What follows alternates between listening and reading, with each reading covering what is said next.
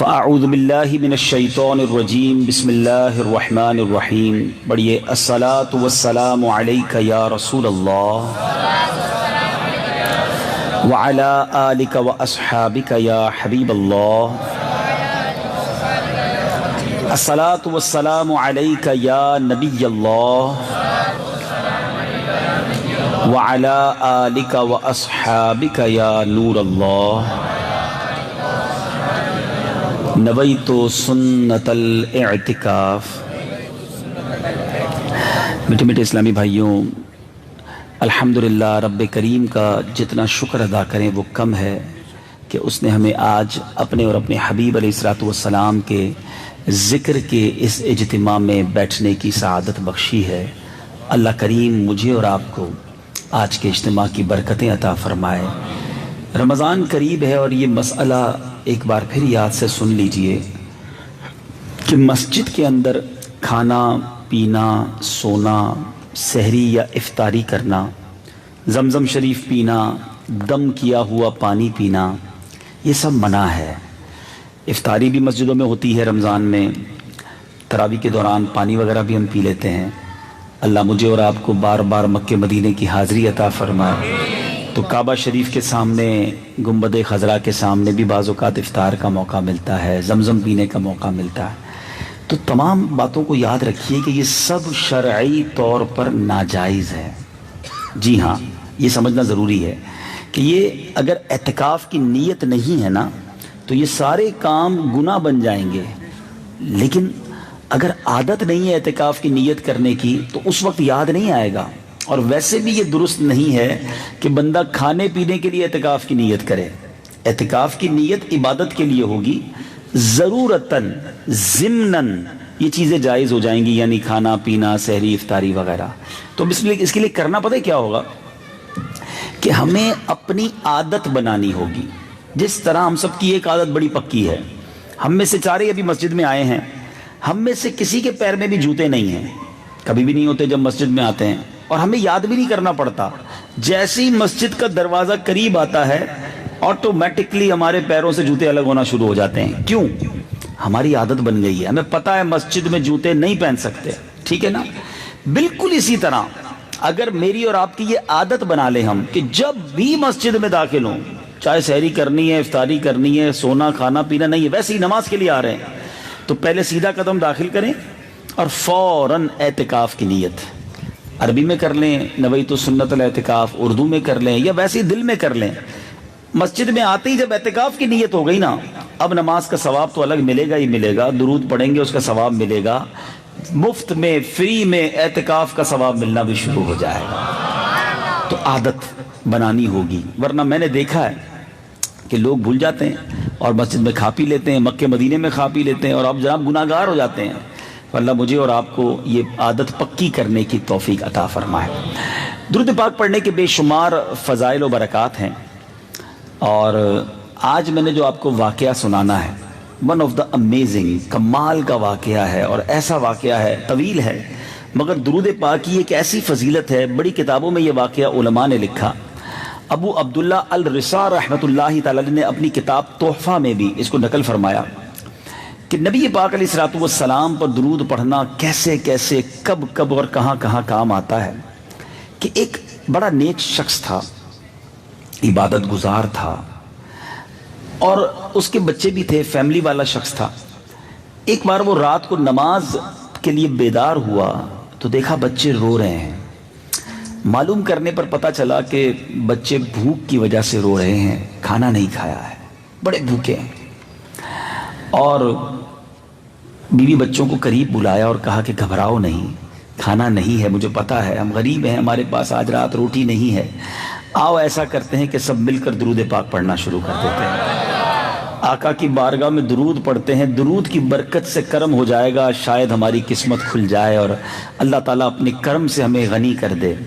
یہ لوگ درود پاک پڑھنے لگے، اور جو شخص تھا نیک آدمی تھا، پڑھتے پڑھتے اس کی آنکھیں بند ہوئیں، نیند کا غلبہ ہوا، آنکھ لگی مگر قسمت جاگ اٹھی۔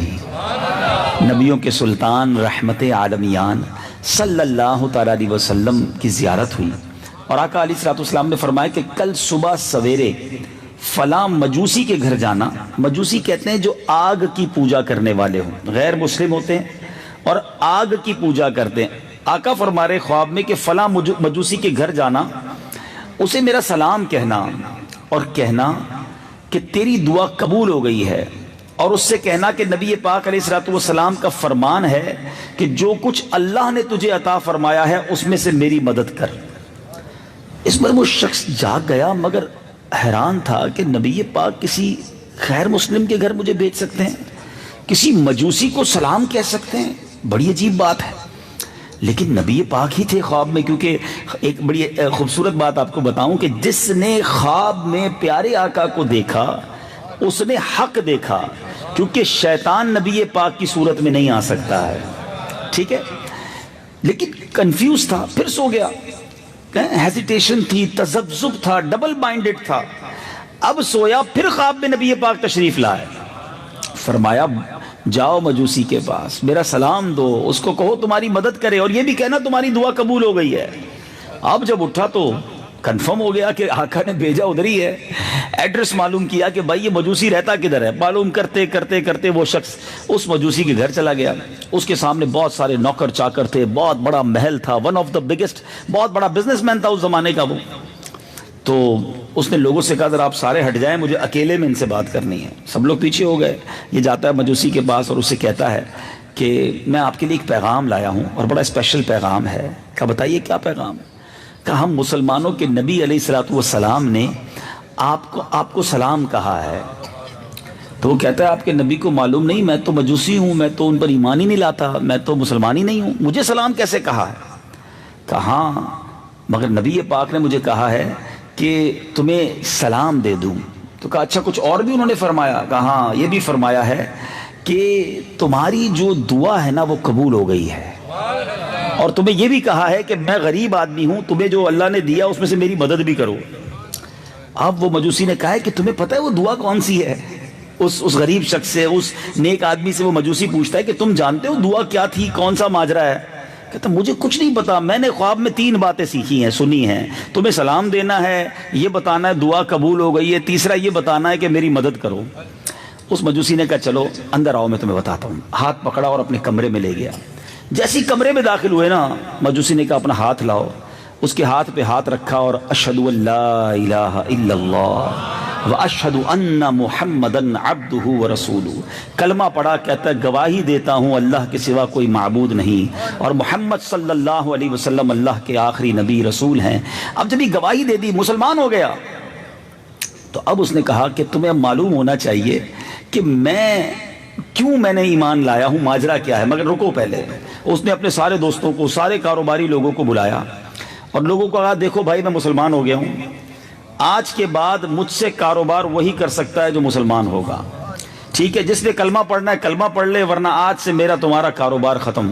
کئی لوگوں نے کلمہ پڑھنا شروع کر دیا, کئی لوگ مسلمان ہو گئے. وہ اتنا بڑا تاجر, اس نے توبہ کر لی, اور لوگ توبہ کرنے والے ہو گئے, نوکر چاکر ایمان والے ہو گئے. اب اس نے اپنے بیٹے کو بلایا, کہا بیٹا دیکھو تیرا میرا رشتہ ضرور ہے, مگر اب میں مسلمان ہو گیا ہوں. اگر تو مسلمان ہو جاتا ہے تو ٹھیک ہے, ورنہ آج سے تیرا میرا تعلق بھی ختم. بیٹا کہتا ہے ابا جان میں آپ کی مخالفت کیسے کر سکتا ہوں, آپ نے ایمان قبول کیا, میں بھی اسلام قبول کرتا ہوں. بیٹا بھی مسلمان ہو گیا. بیٹی کو آواز دی. اچھا کمال یہ ہے کہ یاد رکھیے مجوسی جو مذہب ہے نا, اس میں بیٹا اور بیٹی, بہن اور بھائی کی شادی ہو سکتی ہے. باپ نے کچھ دنوں پہلے ہی اپنے بیٹے اور بیٹی کی شادی کی تھی, تو بیٹی کو بلا کر کہا کہ بیٹی میں جو ہے وہ ایمان لے آیا ہوں, تمہارا شوہر بھی جو میرا بیٹا ہے وہ بھی ایمان لے آیا ہے, اور اسلام میں بھائی بہن کی شادی الاؤ نہیں ہے. اب تم بتاؤ تم نے کیا کرنا ہے. کہا ابا جان جس دن سے بھائی سے شادی ہوئی ہے اس دن سے مجھے دل سے اچھا نہیں لگ رہا کہ یہ کیا ہوا ہے. ابو جان میں بھی کلمہ پڑھتی ہوں اور مسلمان ہوتی ہوں. دونوں بھائی بہن میں بھی جدائی ہو گئی. اب وہ بھائی بہن تھے, ظاہر ہے یہ تو حرام کام تھا, غلط کام تھا. اب وہ بندہ جو پیغام لایا وہ ہکا بکا, شوق کے معاملہ کیا ہے, ایک کے بعد ایک مسلمان ہوتا چلا جا رہا ہے. مجھے تو بتاؤ وہ معاملہ کیا ہے, وہ پیغام کیا تھا, وہ دعا کیا تھی, وہ راز کیا تھا. اب وہ کہتا ہے بھائی مسئلہ یہ ہے کہ میں نے اپنے بیٹے اور بیٹی کی شادی کچھ دنوں پہلے ہی کی تھی, بہت بڑی دعوت کی تھی, سارے شہر کو بلایا, زبردست کھانا پکایا، سب کو کھانا کھلایا، طرح طرح کے کھانے تھے، پیسہ بہت تھا، سارے لوگ آئے تھے۔ کہتا جب شادی سے فارغ ہو کر میں اپنے فرش پر، اپنے بیڈ پر جا کر لیٹا تو میرے پڑوس میں ایک بیوہ عورت رہتی ہے، اس کی چھوٹی چھوٹی بچیاں ہیں اور وہ سب سید زادیاں ہیں، مسلمانوں کے نبی کی اولاد سے ہیں۔ مجھے ان کی رونے کی رات کو آواز آئی اور میں سن رہا تھا کہ وہ اپنی ماں سے بچی کہتی ہے کہ امی جان، ہمارے پڑوسی نے جو مجوسی ہے اتنی بڑی دعوت کی، ہمیں کھانے کو نہیں بلایا، آج ہم بھوکے سوئے ہوئے ہیں، ہمیں یاد بھی نہیں کیا اور ہم فقر و فاقہ کا شکار ہیں۔ اب یہ شخص کہتا ہے جب میں نے یہ سنا کہ میرے بالکل برابر میں غریب لوگ رہتے ہیں اور وہ ٹھیک ہے میں مسلمان نہیں ہوں مگر ان کا تو نبی کی آل سے تعلق ہے، وہ آقا کی آل سے ہیں، مسلمانوں کے نبی کی اولاد سے ہیں، کہتا میں کھانا لیا، کپڑے لیے، راتوں رات میں نے سارا سامان ارینج کیا اور میں اس غریب گھرانے میں پہنچ گیا، جا کر میں نے کھانا بھی پیش کیا، کپڑے بھی پیش کیے اور جب ان کو دیا تو بچیاں امی سے کہتی ہیں امی جان ہم کیسے کھائیں، یہ تو غیر مسلم کے گھر کا کھانا ہے، یہ لے تو آئے ہیں مگر ہم کیسے کھائیں؟ تو اب ماں کہتی ہے کہ بیٹا اب تم بھوکے بھی ہو، حالت بھی خراب ہے، بھوک سے حال بھی برا ہے، یہ اللہ کی طرف سے رزق آیا ہے۔ تو بیٹیاں کہتی ہیں امی جان ہم کھانا تو اس وقت تک نہیں کھائیں گے جب تک اللہ تعالیٰ اس مجوسی کو اسلام کی دولت نہ دے دے۔ اب اور ہمارے جد امجد ہمارے آقا ان کو اس کو جنت میں داخلہ نہ عطا فرما دیں۔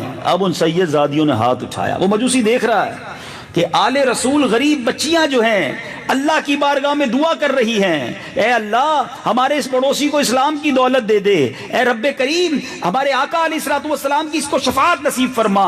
بچیاں دعا کرتی جاتی، ماں آمین کہتی جاتی ہیں۔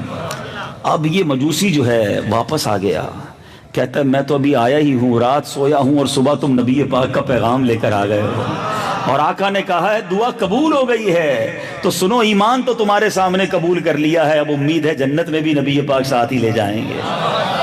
اب سنو میں تمہارے ساتھ پورا پورا تعاون کروں گا۔ اب یہ دوسرا غریب آیا تھا نا، پہلے تو سید زادیوں کی مدد کی تھی، اب ایک اور پیغام لے کر جو نیک شخص غریب آدمی آیا تھا، کہا تمہارے ساتھ پورا تعاون کروں گا۔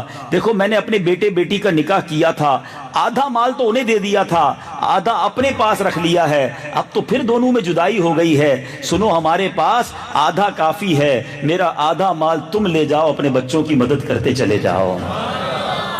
امیت اسلامی بھائیوں، یہ سعادت الدارین نامی کتاب میں بھی واقعہ موجود ہے۔ اب صرف اس ایک واقعے پر میں آج بیان کر لوں تو کافی ہے، اس میں ہی اتنے سارے مدنی پھول ہیں کہ آج اب سوچتے چلے جائیں کہ اس ایک واقعے میں کتنے درس ہیں۔ سب سے پہلی بات، نیک شخص تھا، پرہیزگار تھا، مگر اللہ کی رضا پر راضی رہتا تھا، کھانے کو نہیں تھا مگر زبان پر شکوہ بھی نہیں تھا، یہ نہیں کہتا تھا یا اللہ میں نمازیں بھی پڑھتا ہوں، میں درود بھی پڑھتا ہوں، میں روزے بھی رکھتا ہوں، مگر بچوں کو کھانے کو بھی تو نے کچھ نہیں دیا۔ شکوہ نہیں تھا، شکایت نہیں تھی، اس حال میں بھی رب کی رضا پر وہ راضی تھا۔ شاعر لکھتے ہیں نا، زباں پر شکوہ رنج و علم لایا نہیں کرتے، زباں پر شکوہ رنج و علم لایا نہیں کرتے، نبی کے نام لیوا غم سے گھبرایا نہیں کرتے۔ یہ اللہ والوں کا طریقہ ہے میٹھے اسلامی بھائیوں۔ غریب ہوتے تھے، فقر و فاقہ کی زندگی ہوتی تھی، کھانے کو نہیں ہوتا تھا، پہننے کو نہیں ہوتا تھا، مگر شکوہ بھی نہیں ہوتا تھا، کمپلین بھی نہیں ہوتی تھی۔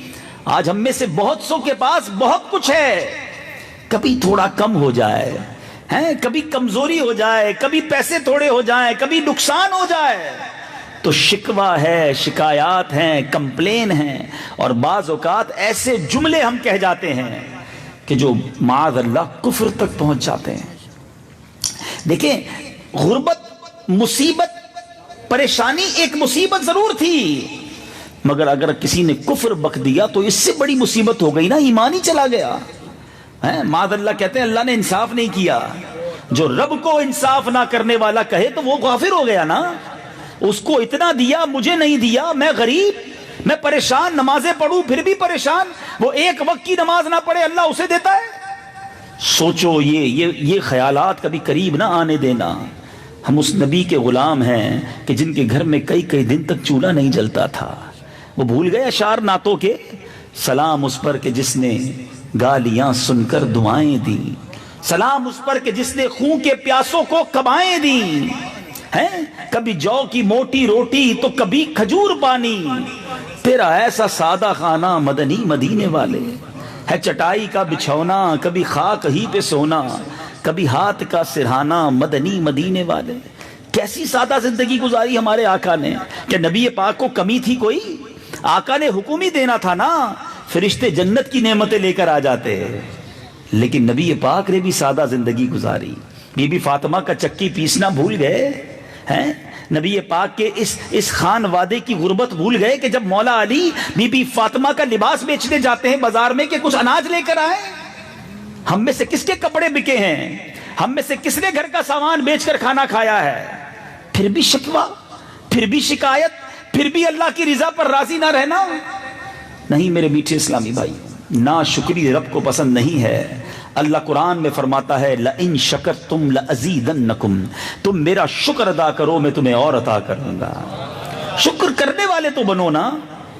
اب ہو سکتا ہے کوئی کہے یار غریب ہوں پھر کیسے شکر ادا کروں، پریشان رہتا ہوں، تھوڑے سے پیسے مہینے کے آخر میں ختم ہو جاتے ہیں، کرائے کے گھر میں رہتا ہوں، اور آپ کہتے ہیں شکر ادا کرو۔ اصل پرابلم یہ ہے کہ ہم نے اپنی زندگی کا جو معیار بنایا ہے نا، وہ یہ بنایا ہے کہ ہم اپنے سے آگے والوں کو دیکھتے ہیں اور ٹینشن میں رہتے ہیں۔ موٹر سائیکل والا گاڑی والے کو دیکھ کر پریشان ہوتا ہے، یار کیسی گاڑی ہے، میں کب گاڑی والا بنوں گا۔ کبھی کبھی چلے گئے کسی کام سے کلفٹن ڈیفینس کی طرف، تو بڑے بڑے بنگلے دیکھے تو اس رات تو نیند ہی نہیں آتی، اتنے بڑے بڑے گھر ہیں، میں تو فلیٹ میں رہتا ہوں، چھوٹا سا گھر ہے میرا۔ اچھا جناب، کسی بندے کے کپڑے دیکھ لیے، گھڑی دیکھ لی، موبائل اچھا والا دیکھ لیا تو ٹینشن شروع ہو جاتی ہے۔ یہی ہمارا پرابلم ہے کہ ہم نے زندگی میں نعمتوں میں اپنے سے آگے والوں کو دیکھنا شروع کیا اور ہم پریشان ہونے لگ گئے۔ سچ بات یہ ہے، زندگی کو انجوائے کرنا چاہتے ہو نا، خوش ہونا چاہتے ہو، ہر حال میں شکر کرنا چاہتے ہو، تو اپنی نعمتوں میں جو ہے نا اپنے سے کم تر لوگوں کو دیکھیں۔ جو کرائے کے گھر میں رہتا ہے وہ دیکھے کہ لوگ جھونپڑی میں بھی رہتے ہیں، جھونپڑی میں رہنے والا اگر کوئی بیٹھا ہے تو لوگ روڈ پر بھی سوتے ہیں۔ اگر کسی کے پاس گھر نہیں ہے تو وہ شکر ادا کرے، وہ آزاد تو ہے۔ آج رات بھی کئی لوگ جیلوں میں گزاریں گے، برسوں ہو گئے جیل میں پڑے ہیں، کتنی یاد آتی ہوگی ماں باپ کی، کتنی یاد آتی ہوگی گھر کی۔ کوئی کہتا جناب میرے پاس کھانے پینے کو نہیں ہے، چل کر آئے ہو مسجد میں۔ کئی ایسے ہیں جن کے پاس پیر ہی نہیں ہیں، بھیک مانگ کر کھاتے ہیں۔ کئیوں کے پاس پیسہ تو بہت ہے مگر بیماریاں ایسی ہیں کہ ہاسپٹل کے بستر پر پڑے ہوئے ہیں، نالیاں لگی ہوئی ہیں، خوراک بھی نالی سے جاتی ہے، استنجا بھی نالی کے ذریعے ہوتا ہے۔ بتاؤ وہ خوش نصیب ہے یا آپ خوش نصیب ہیں؟ اپنے ہاتھ سے کھاتے ہو، اپنے ہاتھ سے کپڑے پہنتے ہو، کئی لوگوں کے ہاتھ ہی نہیں ہیں۔ اتنی نعمتیں ہمارے پاس، اس کا احساس ہی نہیں ہے۔ ایک بار ایک بزرگ جو ہیں کہیں روڈ پر جا رہے تھے پیدل، تو ان کے پاس چپل نہیں تھے، تو شکوہ کیا یا اللہ تو نے مجھے چپل ہی نہیں دیے، ننگے پیر چل رہا ہوں۔ تھوڑی دیر ہوئی تو برابر سے ایک اور شخص گزرا، اس کے پیر ہی نہیں تھے۔ آپ نے اللہ کی بارگاہ میں شکر ادا کیا کہ مولا تیری مہربانی، پیر تو دیے ہیں۔ اپنے سے کم تر لوگوں کو دیکھو، کوئی کینسر کی بیماری میں ہے، کوئی ہیپاٹائٹس کی بیماری میں ہے، کسی کے گردے فیل ہو گئے ہیں۔ میں کل رات کو رنگی میں تھا، یقین کریں میں ابھی تک میری نظروں میں وہ نوجوان گھوم رہا ہے۔ 30 35 36 سال کی عمر تھی اس نوجوان کی، بڑی نارمل عمر ہوتی 36 سال۔ بڑی محبت سے ملا، آخر میں کہتا ہے مجھے آپ سے ایک بات کرنی ہے۔ میں نے کہا جی بتائیے۔ میرے کان میں کہتا ہے میں 6 سال کا تھا جب سے مجھے شوگر ہے، میں روز کی 6 سے 7 بار انسولین لگاتا ہوں۔ شوگر کی وجہ سے میری بینائی 3 سال چلی گئی، میں 3 سال نابینا رہا ہوں۔ اب عبدالحبیب بھائی میرے گردے فیل ہو گئے ہیں، یہ میں نے کنولا کیا کہتے ہیں وہ بنا لیا ہے، اور اگلے ہفتے سے میرا ڈائلیسس شروع ہونے والا ہے۔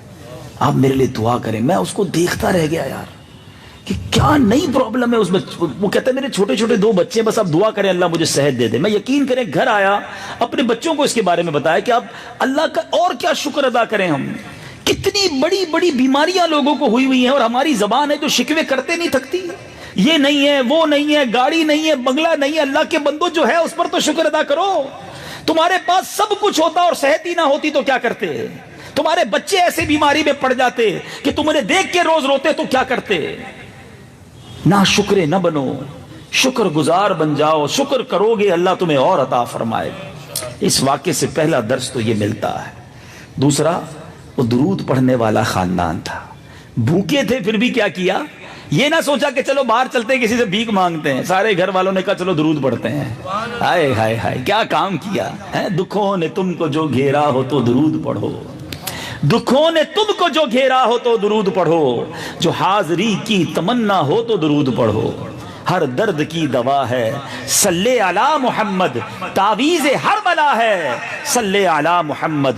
انہوں نے یہی کام کیا نا، اور جب آقا کو یاد کیا تو آقا نہیں ہیں آسیوں تھام لو دامن ان کا، وہ نہیں ہاتھ جھٹکنے والے، وہ ضرور سنتے ہیں، وہ ضرور کرم کرتے ہیں۔ پکارو نہ انہیں، شکوے نہ کرو، شکایتیں نہ کرو، نبی پاک کو پکارو، وہ بڑے مہربان ہیں۔ تم اس کے طلبگار ہو، تم اس کے طرفدار، جو تم کو نکمے سے نکما نظر آئے، لگاتے ہو اس کو بھی سینے سے آقا، جو ہوتا نہیں منہ لگانے کے قابل۔ تو ان سے لو لگا لیجئے، درود اپنی زندگی میں شامل کیجئے، پھر دیکھیں، آپ اپنی آنکھوں سے دیکھیں گے کیسے آپ کے قرضے اترتے ہیں، کیسے آپ کی پریشانیاں دور ہوتی ہیں، کیسے آپ کی بیماریاں دور ہوتی ہیں، کیسے آپ فریش ہونا شروع ہو جاتے ہیں۔ پرابلم یہ ہے کہ ہمارے پاس موبائل فون پر گھنٹوں گزارنے کے لیے ہیں، سوشل میڈیا پہ گھنٹوں گزارنے کے لیے ہیں، نہیں ہیں تو درود پڑھنے کے لیے نہیں ہے۔ بہرحال اب درود پڑھا تو کرم کیا ہوا، آقا کی زیارت ہوئی، راستے کھل گئے۔ اور اب دوسری طرف آؤ، اس مجوسی نے کیا کیا تھا؟ غیر مسلم آل رسول کی مدد کی، غریبوں کی مدد کی۔ تو یہ بھی سبق ملا کہ جب خاص طور پر سید زادے ہوں، ان کا احترام کریں، ان کی مدد کریں، ان کو خدا نہ خواستہ ہماری وجہ سے تکلیف نہ ہو۔ بعض اوقات لوگ بڑی عجیب بات کرتے ہیں کہ یار تم سید ہو، اس کی کوئی دلیل ہے؟ ہماری اوقات ہے کسی سے دلیل مانگنے کی؟ نہیں، مدد کرنا، مدد نہ کرو، ذلیل تو نہ کرو نا۔ کس کا نام لے کر آئے ہیں یہ دیکھو۔ ہمیں ضروری نہیں ہے کہ ہم کسی کی تحقیق کرنے چلے جائیں۔ اگر کوئی ہمارے ساتھ غلط بیانی کر رہا ہے تو وہ جانے، اس کا رب جانے، مگر ہمیں تعظیم کا حکم ہے۔ سیدی اعلیٰ حضرت سے پوچھو، کہتے ہیں آقا تیری نسل پاک میں ہے بچہ بچہ نور کا، تیری نسل پاک میں ہے بچہ بچہ نور کا، تو ہے عین نور، تیرا سب گھرانہ نور کا۔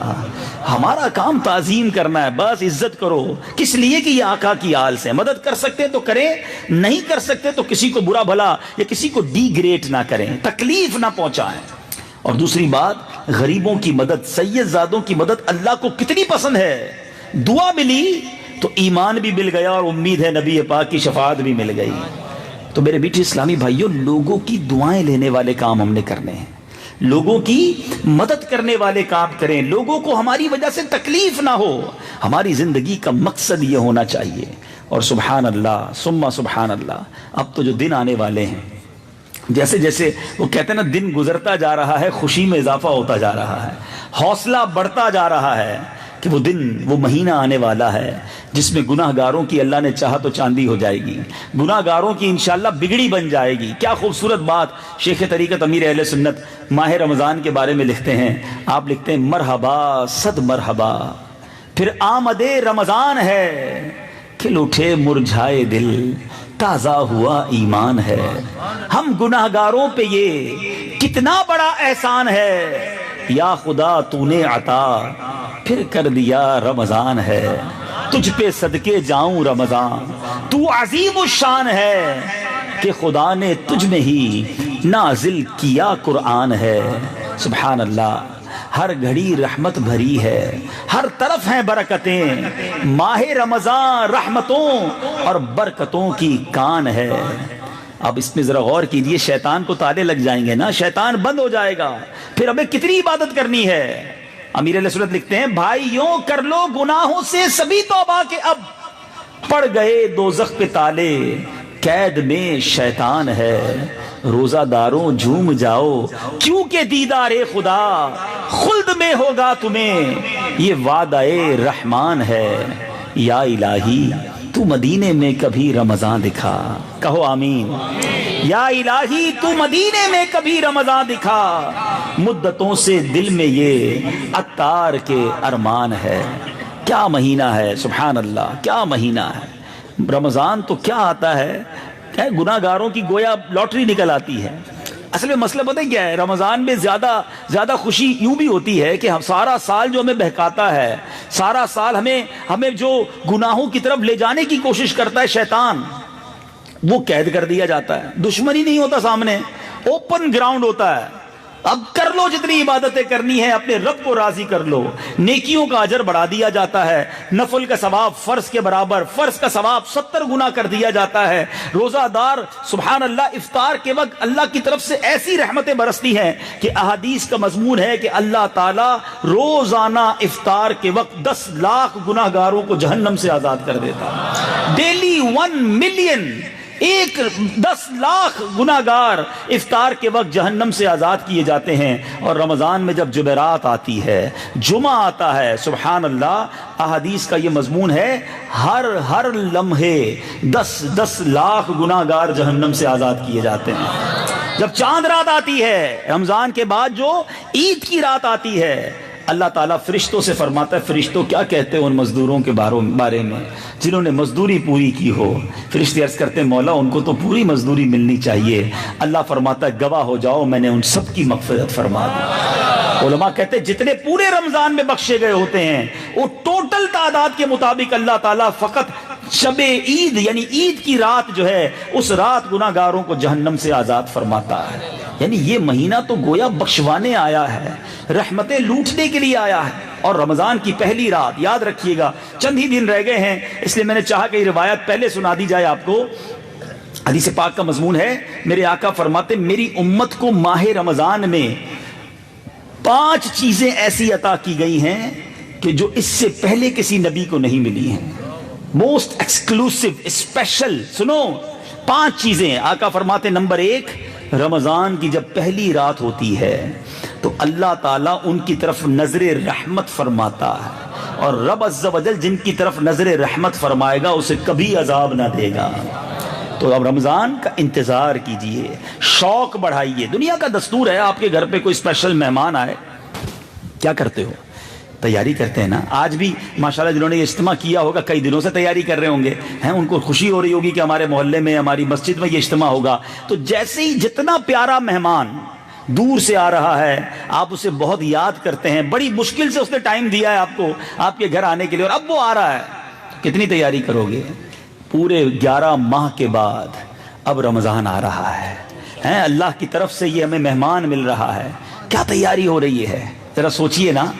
کوئی دل میں خوشی، کوئی تیاری ضرور ہو رہی ہے، لیکن آج کل سپر اسٹور پہ تیاری ہو رہی ہے کہ فلاں تیل اتنے کا ہو گیا ہے تو فلاں پکوڑے اتنے کے ہیں، تو کباب کے لیے یہ سامان بڑا سستا ہے، تو شربت یہ والے ٹی وی والوں نے ایڈورٹائزمنٹ لگا دی ہوگی، بڑے بڑے بورڈ لگ گئے ہوں گے، ریسٹورنٹ والے تیاری کر رہے ہوں گے، سحری کی اسکیم، افطاری کی اسکیم. مجھے تو یہ سمجھ نہیں آتا کہ اگر کسی سے پوچھو نا کہ رمضان کی تیاری کیا ہو رہی ہے تو کہتے ہیں بس وہ جانا ہے شاپنگ سینٹر پہ تو کھانے پینے کا سامان لے کر آنا ہے، افطاری سحری کا سامان لانا ہے. اچھا پھر کیا کیا تیاری ہے؟ بس 10-15 رمضان کے بعد پہلے 4-5 روزوں میں تراویح پوری کر لینی ہے، اس کے بعد مارکیٹ کھولنی ہے، پھر سارا رمضان دکان چلانی ہے. اچھا عام لوگوں سے پوچھو آپ کا کیا پلان ہے؟ بس 10-15 رمضان تک مسجد میں جائیں گے، اس کے بعد آخری اشرے میں تو عید کی تیاری کریں گے، تو رات دیر تک شاپنگ سینٹروں میں چلیں گے. مطلب اس پوری تیاری میں میرا سوال یہ ہے عبادت کہاں ہے؟ کیا رمضان کھانے پینے کے لیے آیا ہے؟ یعنی بظاہر اگر کوئی نیوٹرل شخص آئے، اگر وہ مسلمان نہیں ہے اور وہ پاکستان کا دورہ کرے کہ یار مسلمانوں کا رمضان آ گیا ہے، اور وہ بازاروں میں روڈوں پہ دیکھے تو وہ کیا سمجھے گا کہ رمضان تو اس کا مطلب کھانے پینے کا مہینہ ہے، کہ طرح طرح کی اسکیمیں چل رہی ہیں، شہری اسکیم ہے، ہوٹل میں افطاری اسکیم ہے. بھائی تلاوت اسکیم کہاں ہے؟ نوافل اسکیم کہاں ہے؟ دعاؤں کی اسکیم کہاں ہے؟ گر گڑانا اور اللہ کی بارگاہ میں رونے کا موقع کہاں ہے؟ یعنی ہماری ساری پریپریشن، اب نوجوان بیٹھے ہیں انہوں نے نائٹ کرکٹ کے پروگرام بنا لیے ہوں گے کہ جناب اب رات کو فلاں جگہ ٹورنامنٹ ہوگا، رات جاگنی ہے نا کیونکہ سحری تک جاگنا ہے. استغفر اللہ. سوچو رمضان مغفرت کروانے آ رہا ہے، ہمیں بخشوانے آ رہا ہے، اور ہم کس طرف تیاریوں میں لگ گئے ہیں. کاش میں یہ معلوم کرتا کہ کہاں پر کچھ لوگ مل کر روزانہ قرآن پڑھیں گے تو میں ان کے ساتھ بیٹھ کر اپنا قرآن درست کر لوں. کس مسجد میں تراوی کی جماعت کتنے بجے ہے تو میں پورا قرآن سنوں؟ ارے تراوی تو جلدی فارغ ہو جاؤں گا، کہیں رات کو دیر سے تہجد بھی پڑھائی جائے گی تو میں وہاں چلا جاؤں؟ کیا ایسا ممکن نہیں کہ پورا مہینہ ہی میں اللہ کے گھر میں بیٹھ جاؤں؟ خود تو گناہ گار ہوں، اللہ کی رحمت برسے گی تو میری بخشش ہو جائے گی۔ یاد رکھنا میٹھے اسلامی بھائیوں، رمضان ضرور بخشش کے لیے آیا ہے اور کروڑوں کو بخشوا کر جائے گا، مگر وہ دعا یاد رکھنا، کونین کے والی صلی اللہ تعالی علیہ وسلم، بخاری شریف کی حدیث ہے، اس حدیث کا ایک جز سناتا ہوں۔ آقا نے منبر پر پیر رکھا اور آمین کہا۔ صحابہ نے پوچھا حضور آپ نے آمین کیوں کہا؟ میرے آقا فرماتے ہیں جبریل امین حاضر ہوئے، انہوں نے دعا کی یا رسول اللہ وہ برباد ہو جائے، بدبخت ہو جائے جو رمضان کو پائے اور اپنی مغفرت نہ کروا سکے۔ اللہ کے حبیب فرماتے میں نے اس دعا پر آمین کہی ہے۔ اس کا مطلب سمجھتے ہو؟ دعا کرنے والا کون ہے؟ روح الامین، فرشتوں کا سردار جبریل امین۔ اور اس دعا پر آمین کون کہہ رہا ہے؟ اللہ اکبر، نبیوں کے سردار جناب رحمت للعالمین۔ There is no doubt، اب اس دعا کی قبولیت میں کوئی شک نہیں ہے، یعنی جس نے بھی رمضان کو پایا اور اپنی مغفرت نہ کروا سکا وہ ہلاک و برباد ہو جائے گا۔ اے رمضان میں گناہ کرنے والوں، بتایا جاتا ہے لوگ رمضان میں اپنے موبائل پر گیمیں اور ویڈیو اور پتہ نہیں فلمیں ڈرامے دیکھ رہے ہوتے، کیوں؟ روزے میں ٹائم پاس کرنا ہے۔ سنو، ایک بار حضرت مولا علی کرم اللہ تعالی وجہ الکریم کسی قبرستان کی طرف گئے اور آپ نے اللہ سے گزارش کی، عرض کی مولا مجھے اس قبر والے کے حالات دیکھنے ہیں۔ قبر کے حالات آپ پر ظاہر کیے گئے۔ قبر میں مردہ آگ میں جلایا جا رہا تھا، الٹ پلٹ کیا جا رہا تھا، چیخنے لگا، چلانے لگا، عرض کرنے لگا یا علی انا غریق فی النار وحریق فی النار، اے علی میں آگ میں جل رہا ہوں، مجھے بچائیے۔ مولا علی کا مرتبہ آپ کو پتا ہے نا، شیر خدا ہیں۔ آپ نے دعا کی اللہ کی بارگاہ میں یا اللہ اس مردے کو بچا لے۔ اللہ نے وہاں سے ارشاد ہوا اے علی اس کی سفارش نہ کیجیے۔ مولا علی کو روک دیا گیا۔ آپ نے کہا یا اللہ ایسا کیا کر دیا اس نے؟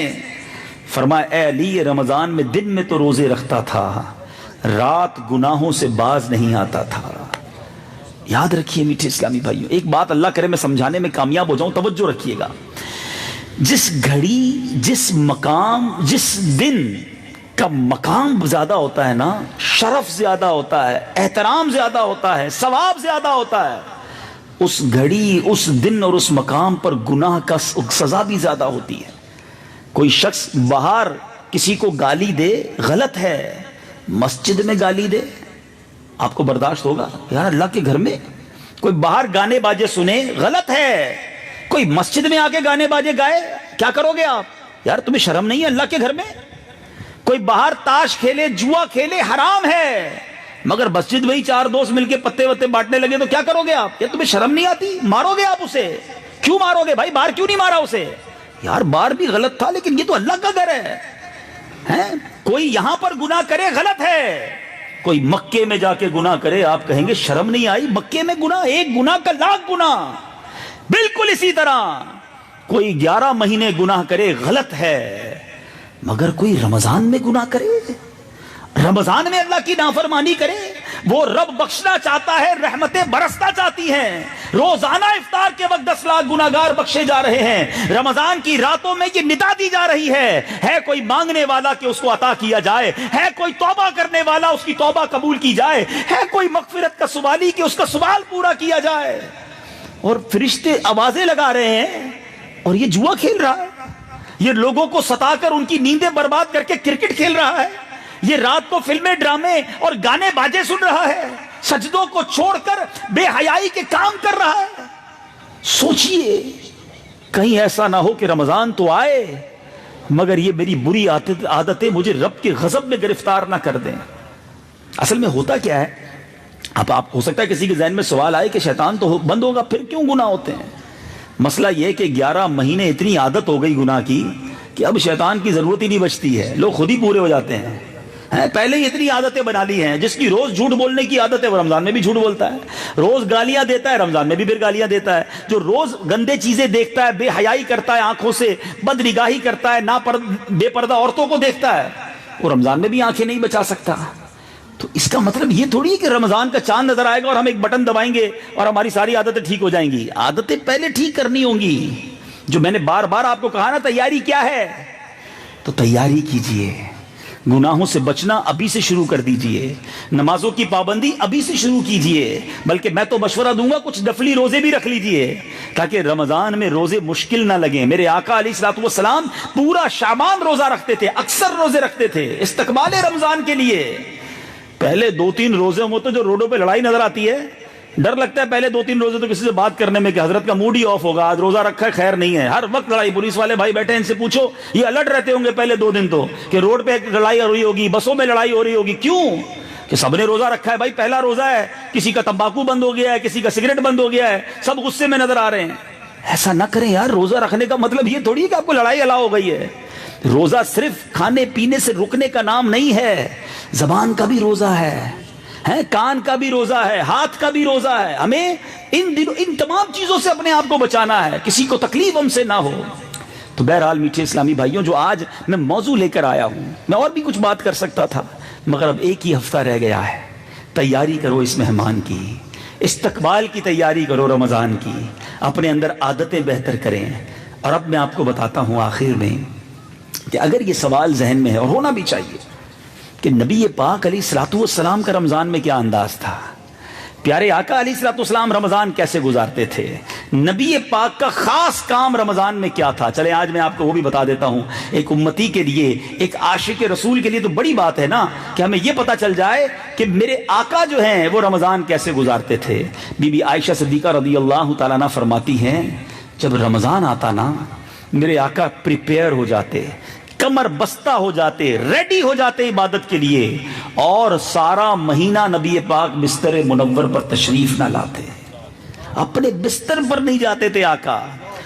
ہم پورے سال میں سب سے زیادہ رمضان میں سوتے ہیں، کیوں سو رہے ہو بھائی؟ روزہ رکھا ہے نا یار، رات اس لیے سو رہے ہیں کہ دن میں روزہ رکھنا ہے، دن اس لیے سو رہے ہیں کہ دوپہر سے روزہ رکھا ہوا ہے، زیادہ سوتے ہیں۔ آقا بستر پر کم جاتے، عبادت کا مہینہ آ گیا۔ اور بی بی عائشہ فرماتی ہیں نبی پاک خوب دعائیں مانگتے، اللہ کا خوف آقا علیہ الصلوۃ والسلام پر غالب رہتا اور آپ کا چہرہ تبدیل ہو جاتا، متغیر ہو جاتا آپ کا رنگ خوف الہی سے۔ اتنی نبی پاک کو ماہ رمضان کی گویا فکر ہوتی۔ اور پھر کیا کرتے آپ علیہ الصلوۃ والسلام؟ جب رمضان آتا تو ہر قیدی کو رہا کر دیتے اور ہر سائل کو، ہر مانگنے والے کو عطا فرماتے، خوب سخاوت فرماتے۔ حدیثوں کے الفاظ ہیں میرے آقا کا، ویسے ہی نبی پاک سے بڑا سخی کون ہے؟ واہ کیا جود و کرم ہے شہ بتہا تیرا، نہیں سنتا ہی نہیں مانگنے والا تیرا۔ مگر صحابہ کہتے ہیں رمضان آتا تو آقا کی سخاوت ایسے بڑھتی جیسے تیز ہوا چلتی ہے، آندھی چلتی ہے، نبی پاک اس سے بھی زیادہ تیزی سے سخاوت فرمایا کرتے، ایچ اینڈ ایوری بڈی، سب کو نوازتے۔ اور دوسرا بڑا کام نبی پاک کا کیا ہوتا؟ پیارے آقا کثرت سے قرآن پڑھتے۔ رمضان میں جبریل امین نبی پاک کے پاس حاضر ہو جاتے اور آقا جبریل امین کے ساتھ تلاوت قرآن کرتے، قرآن کا دور کرتے۔ اے میٹھے اسلامی بھائیوں، میں آپ سے پوچھنا چاہتا ہوں، ہاتھ نہیں اٹھواؤں گا، یہاں بڑے اسٹوڈنٹس بھی مجھے نظر آ رہے ہیں، پڑھے لکھے لوگ بھی ہوں گے، بزنس مین بھی ہوں گے، آپ میں سے کئیوں نے دنیا دیکھی ہوگی، بڑی بڑی ڈگریاں بھی ہوں گی آپ کے پاس ہیں، آپ میں سے بہت سو کو انگریزی بھی آتی ہوگی، دوسری زبانیں بھی آتی ہوں گی، حساب کتاب کے بھی ماہر بیٹھے ہوں گے، مگر اپنے آپ سے پوچھو ہم میں سے کتنے ایسے ہیں جو صحیح تلفظ کے ساتھ، مخارج کے ساتھ قرآن پڑھنا جانتے ہیں؟ اپنے آپ سے پوچھو۔ 20 سال، 25 سال، 30 سال، 40 سال، 50 سال، 60 سال کا بھی میرا بھائی بیٹھا ہے، اتنی زندگی گزر گئی، ابھی تک یہ ٹائم نہیں ملا کہ قرآن صحیح طریقے سے پڑھنا سیکھ لیں۔ اب رمضان تو ہے ہی قرآن پڑھنے کا مہینہ، آتا ہی نہیں قرآن پڑھنا تو کیا پڑھو گے؟ سوچئے، یہ زندگی اچھی نہیں ہے قرآن کے بغیر۔ حدیث پاک کا مضمون ہے وہ دل ویران ہے جس میں کچھ قرآن نہیں ہے۔ دعوت اسلامی والے سارا سال آپ کو کہتے رہتے ہیں آؤ ہمارے مدرسے کے اندر، بچوں کے مدرسے الگ ہیں، بڑوں کے مدرسے الگ ہیں، مدرسۃ المدینہ بالغان ہم رات کو لگاتے ہیں عشاء کے بعد، یار 15 منٹ کے لیے آ جاؤ، کچھ مخارج سیکھ لیں، کچھ اپنی نماز درست کر لیں، مگر نہیں ٹائم دیتے۔ چلیں آج نیت کر لیں کہ آج سے روزانہ انشاءاللہ دعوت اسلامی والوں کے ساتھ مل کر کچھ نہ کچھ قرآن سیکھیں گے، انشاءاللہ ضرور سیکھیں۔ بغیر قرآن کے زندگی اچھی، جن کو پڑھنا آتا ہے نا، میں آپ کو مشورہ دیتا ہوں، اگر آپ میں سے کئی ایسے ہوں گے جو ماشاءاللہ پڑھنا جانتے ہوں گے، کوئی بات نہیں، آپ پڑھانے آ جائیں۔ ہمارے جہاں جہاں مدرسے لگتے ہیں، ابھی نگران صاحب امید اعلان کریں گے، ہو سکتا ہے اس مسجد میں بھی لگتا ہو، جہاں جہاں مدرسے لگتے ہیں آپ اس میں پڑھنے آئیں. بچوں کے مدرسے تو الگ ہیں ماشاءاللہ, دعوت اسلامی کے سینکڑوں ہزاروں مدرسے ہیں, لیکن جہاں بڑوں کے مدرسے ہیں وہاں آئیے, قرآن پڑھیے. اور پتہ ہے فائدہ کیا ہے؟ پڑھنے اور پڑھانے والے دونوں کو خوشخبری. اللہ کے حبیب فرماتے ہیں خیرکم من تعلم القرآن وعلمہ, میرے آقا فرماتے ہیں تم میں بہترین وہ ہے, the best amongst you, تم میں بہترین وہ ہے جو قرآن پڑھے اور دوسروں کو پڑھائے. یا پڑھنے والے بن جاؤ یا پڑھانے والے بن جاؤ. تو دعوت اسلامی پوری دنیا میں نور قرآن پھیلانا چاہتی ہے, ہمارا ساتھ دیجیے. اور دوسرا کام جو نبی پاک کرتے, خوب صدقہ کرتے, خوب خیرات دیتے. آئے ہائے, اللہ کرے کہ یہ وصف ہمیں نصیب ہو جائے.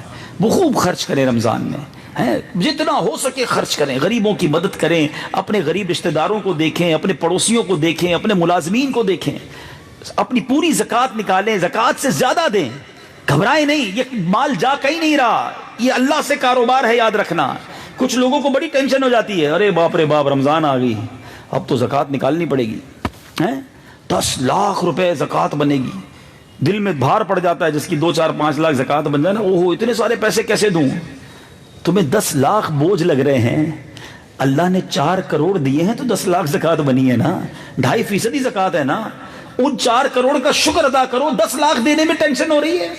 نہیں میرے میٹھے اسلامی بھائی, جب بھی زکوٰۃ خیرات صدقات دینے کا موقع آئے نا, پیسے بھی دینا اور اللہ کا شکر بھی ادا کرنا کہ مالک تیری مہربانی مانگنے والا نہیں بنایا, مجھے دینے والا بنایا. باتیں مسجد میں کس بات کا کمال کیا اگر میں نے زکوٰۃ دی ہے؟ ارے میرے اندر کچھ نہ تھا, اللہ نے عطا کیا, میں تو قابل نہ تھا, رب نے مال دیا تو میں زکوٰۃ دینے والا بن گیا. یہ سارا کمال, یہ سارا احسان تو میرے مالک کا ہے. زکوٰۃ دے کر, خیرات دے کر سجدہ کرو اللہ کی بارگاہ میں کہ مولا ہمیشہ دینے والا بنائیو, مالک کبھی مانگنے والا نہ بن جاؤں. لیکن یاد رکھیے, جو زکوٰۃ دے کر صدقات دے کر مدد کر کے اتراتے ہیں, تکبر کرتے ہیں, لوگوں پر جتاتے ہیں, ہم نے اپنی آنکھوں سے دیکھا ہے. یہ جتنے سفید داڑھی والے بزرگ ہیں کبھی ان سے پوچھ لینا, انہوں نے بھی اپنی آنکھوں سے دیکھا ہوگا کہ پل کے اندر, گھنٹوں اور دنوں کے اندر انہوں نے دیکھا ہوگا کہ جو زکوٰۃ دینے والا تھا ایسا چکر چلا کہ وہ زکوٰۃ لینے والا بن گیا. کیسے اس کا مال تباہ ہوا, کیسے وہ تخت سے, محل سے تختے پر آ گیا. روڈ پر آ جاتے لوگ, مقروض ہو جاتے ہیں. ڈرتے رہو اللہ کی بارگاہ سے, شکر ادا کرتے رہنا. کبھی یہ نہ کہنا یہ میں نے کیا ہے, یہ میری محنت ہے, یہ میرا مال ہے. اگر محنت سے ہی پیسہ ملتا ہوتا تو سارے مزدور کروڑ پتی ہوتے ہیں. صبح سے لے کر رات تک جو روڈ کھودتے ہیں وہ سارے کروڑ پتی ہوتے. نہیں جناب, اگر محنت سے, عقل سے, ہوشیاری سے پیسہ ملتا ہوتا, مال ملتا ہوتا تو سارے اسکول کے جتنے ٹیچر ہیں یہ اربوں پتی ہوتے, سارے ہی بڑے ہوشیار ہوتے ہیں. ٹیچر وہیں کا وہیں رہتا ہے, شاگرد جو نکما شاگرد ہوتا ہے اللہ اسے کروڑ پتی بنا دیتا ہے. فقط نصیب سے مال ملتا ہے, اور اس پر اللہ کا شکر گزار رہنا, اس کی پوری زکوٰۃ دینا, صدقہ دینا, اور گھبرانا نہیں کہ یہ جا رہا ہے. آؤ میں آپ کو ایک تجارت کا واقعہ سناتا ہوں. بزنس مین بیٹھے ہیں نا, کہتے ہیں یار اب تو اچھا, کئی بزنس مینوں کا یہ بھی پلان ہوگا کہ رمضان میں جناب یہ والے آئٹم بھی خرید لو, یہ بھی مہنگا ہو جائے گا, یہ اناج بھی خرید لو, یہ فروٹ بھی خرید لو, یہ شربت بھی بک کر لو. ایسا نہ کیا کرو, سارا مہینہ پڑا ہے کمانے کے لیے, اس مہینے میں رعایت دیں. ساری دنیا کا دستور ہے کہ جب ان کے تہوار آتے ہیں غیر مسلموں کے, وہ ڈسکاؤنٹ دیتے ہیں. اور ہمارا ملک بڑا عجیب ہے کہ جب رمضان آتا ہے ہر چیز مہنگی ہو جاتی ہے. ارے اور ٹائم پڑا ہے کمانے کے لیے, اب یہ وقت تو ہے مسلمانوں کی افطاری آسان کر دو, لوگوں کی سحری اور گھر میں کچھ راشن پہنچ جائے, ایسا کوئی انتظام کرو. آؤ میں آپ کو تجارت بتاتا ہوں. حضرت سیدنا عبداللہ ابن عباس رضی اللہ عنہ سے روایت ہے کہ ایک بار حضرت ابوبکر صدیق کا دور تھا. یہ آخری واقعہ ہے, پھر انشاءاللہ بیان کو اینڈ کرتے ہیں. حضرت ابوبکر صدیق کا دور تھا, اور مدینہ منورہ کے جو لوگ تھے انہوں نے حضرت ابوبکر صدیق سے عرض کیا کہ حضور کھانے کو نہیں ہے, اناج کم ہو گیا ہے, قحط آ گیا ہے. حضرت ابوبکر صدیق رضی اللہ تعالیٰ نے کہا کہ صبر کا دامن ہاتھ سے نہ چھوڑیں, اللہ کرے گا تو شام تک کوئی نہ کوئی سبیل ہو جائے گی. اب کیا ہوا, شام کو حضرت عثمان غنی رضی اللہ تعالیٰ عنہ کے گندم یا غلے سے لدے ہوئے 100 اونٹ آ گئے. ذرا غور کیجئے, اس زمانے میں اونٹ آتے تھے, یعنی آج کے دور میں یوں سمجھیے کہ پورے شہر میں اناج نہیں ہے, اور حضرت عثمان غنی کے پاس 100 ٹرک اناج آ گیا. سارے مدینے کے جو بزنس مین تھے, غلے کے بیپاری تھے, حضرت عثمان غنی کے گھر پہنچ گئے کہ حضور آپ کے پاس مال آ گیا ہے, اور پورے مدینے میں دانا بھی نہیں ہے کسی کے پاس, ہم آپ سے خریدنے آئے ہیں. سب کو پتا تھا بھی خریدنا ہے, فوراً بک جائے گا, ایوری بڈیز, ہر بندے کو چاہیے. تو کہا حضور, تو آپ نے کہا چلو میرے گھر کے اندر آ جاؤ. ہم بھی کرتے ہیں نا، کوئی بڑی ڈیل ہوتی ہے تو اندر کمرے میں لے جاتے ہیں، میٹنگ روم میں بٹھاتے ہیں، تو سارے بیپاری آپ کے ساتھ بیٹھ گئے، آپ نے کہا چلو بتاؤ مجھے کتنے پیسے دو گے؟ تو لوگوں نے کہا کہ ہم آپ کو حضور 10 کا 12 دے دیں گے، جو چیز آپ کو 10 روپے کی پڑی ہے 20% پروفٹ دیں گے، آپ 12 لے لیجئے۔ حضرت عثمان غنی نے کہا کہ مجھے تو اس سے زیادہ مل رہے ہیں۔ تو کہا اچھا آپ ایسا کریں کہ 12 کے بجائے 14 لے لیں، 40%، 10 کا 40%، 14۔ آپ نے کہا مجھے تو اس سے بھی زیادہ مل رہا ہے۔ کہا حضور پھر آپ ایسا کریں 14 کی جگہ 15 لے لیں، 50% نفع لے لیں، جو آپ نے کمایا ہے، جو منگوایا ہے۔ ابھی ہمارے پاس تو آئٹم ہے ہی نہیں نا، مارکیٹ کی ایک آپ ٹرمینالوجی کہتے ہیں نا مونوپلی، ان کی اس وقت مونوپلی تھی، ان کے سوا کسی کے پاس مال نہیں تھا۔ حضرت عثمان غنی کے پاس موقع تھا ایک ہی ڈیل میں کروڑوں روپے کمانے کا، پورے مدینے کو اناج چاہیے تھا۔ تو لوگوں نے کہا حضور 15 لے لیں۔ حضرت عثمان غنی کہتے ہیں مجھے تو اس سے بھی زیادہ مل رہے ہیں۔